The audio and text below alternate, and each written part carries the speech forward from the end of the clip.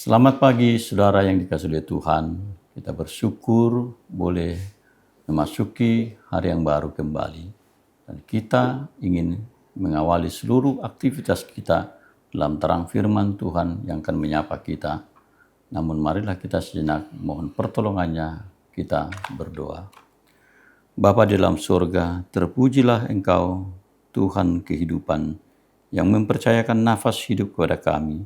Kami ingin menjalani hari ini sepenuhnya dalam tangan dan tuntunan Tuhan, dan bekalilah kami dengan firman-Mu. Dalam Kristus Yesus kami berdoa. Amin. Saudara yang dikasihi oleh Tuhan, firman-Nya yang menjadi dasar perenungan kita pada saat ini tertulis dalam Yosua 23 ayat 10 yang berbunyi demikian. Satu orang saja daripada kamu dapat mengejar 1000 orang, sebab Tuhan Allahmu dialah yang berperang bagi kamu, seperti yang dijanjikannya kepadamu. Demikian firman Tuhan. Saudara yang dikasihi oleh Tuhan, ketika kita bicara tentang perang atau berperang dalam konteks keagamaan, sesungguhnya ada suatu hal yang terasa janggal bagi kita. Sebab agama seyogianya bicara tentang damai, keamanan, dan kenyamanan, bukan perang atau permusuhan. Yang lebih ironis lagi adalah pandangan masyarakat agama tertentu yang mengakui bahwa Tuhan penuh kuasa dan perkasa yang sejatinya menolong dan melindungi umat yang lemah dan terbatas ini, namun justru seakan membutuhkan pertolongan dan pembelaan dari manusia lemah dan rapuh ini kepada Tuhan. Maka timbullah misalnya gerakan pembela agama atau pembela Tuhan. Saudara yang dikasihi oleh Tuhan, Alkitab memberi gambaran yang justru sangat berbeda dari pandangan tersebut, bahwa Tuhanlah penolong dan pembela kita. Tuhan adalah pelindung dan kubu pertahanan kita. Nah, teks yang hari ini dinyatakan bagi kita bertitik tolak dari kenyataan umat Tuhan yang dalam kepemimpinan Yosua setelah ia menggantikan Musa, hamba Allah itu. Yosua telah melanjutkan kepemimpinan Musa sekian waktu lamanya, menuntun mereka untuk tiba pada tanah perjanjian. Namun Yosua sendiri, sebagaimana setiap orang atau pemimpin, akan mengalami masa tua dan peralihan generasi. Sementara itu, umat Tuhan yang telah merasakan kehadiran Yosua, dan tentu saja mereka dihadapkan pada berbagai pertanyaan akan bagaimanakah selanjutnya mereka dalam menjalani hidup tanpa kehadiran Yosua. Tidak ada gambaran yang spesifik dalam Alkitab yang menunjuk kepada sosok yang kemudian melanjutkan kepemimpinan Yosua hingga ke masa hakim-hakim. Oleh karenanya, perkataan Yosua ketika ia mengumpulkan umat Israel dan menjadi semacam pidato perpisahannya lebih menunjuk kepada peneguhan umat Israel untuk meyakini sepenuhnya tuntunan Tuhan sebagaimana selama ini telah ditunjukkannya dalam seluruh gerak hidup dan perjalanan umat Israel. Nah, saudara yang dikasihi oleh Tuhan, Yosua dalam perkataan yang disampaikannya mengingatkan umat Israel bahwa kemenangan yang telah mereka raih adalah karena tangan Tuhan yang kuat. Bahkan peperangan yang mereka lakukan pun sesungguhnya adalah peperangan Tuhan.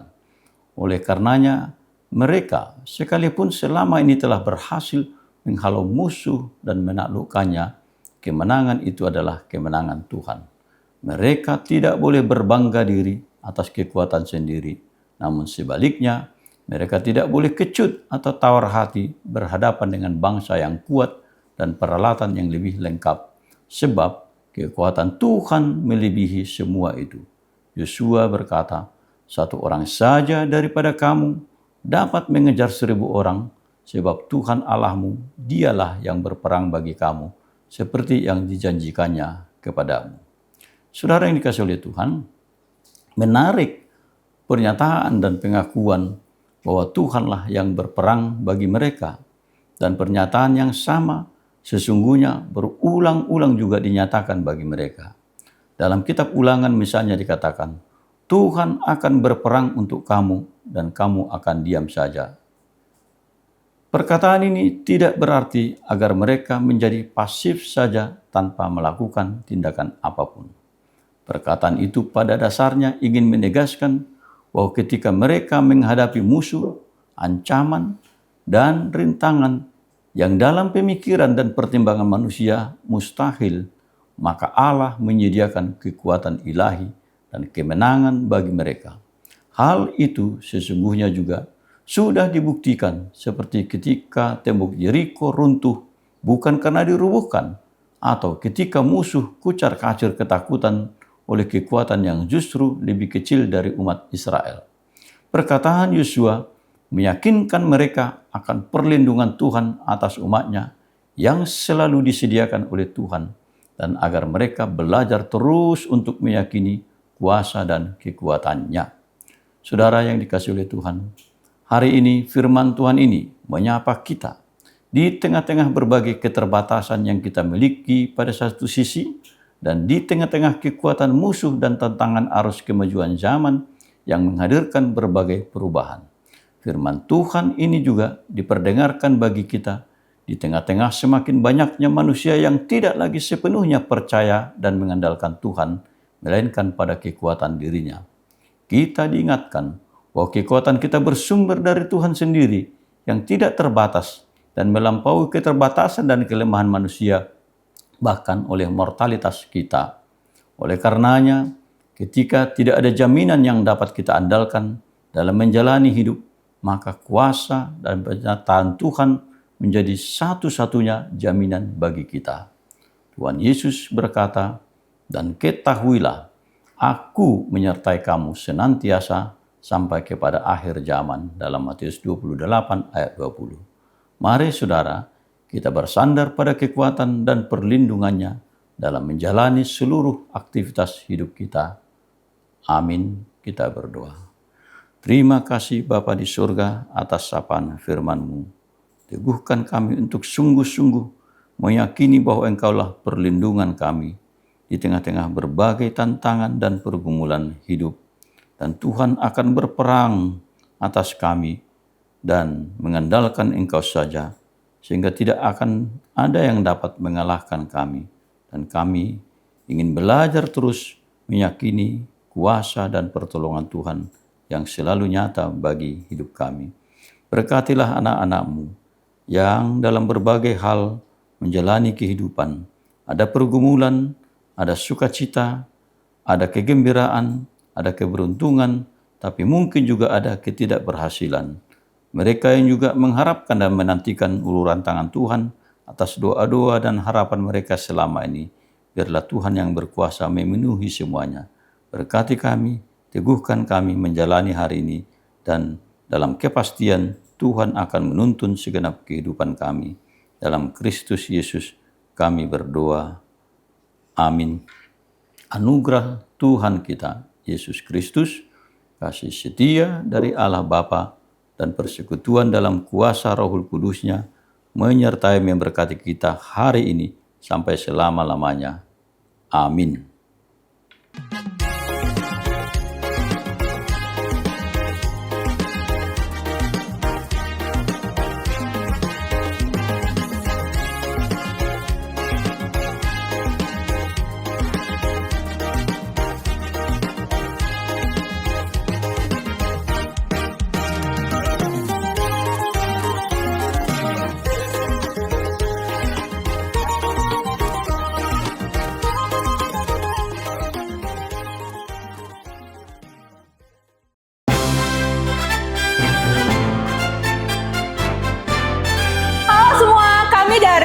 Yunaya. Jangan lupa ikut Mabar Padel spesial kemerdekaan AKBP Menteng di Elite Club Arandra.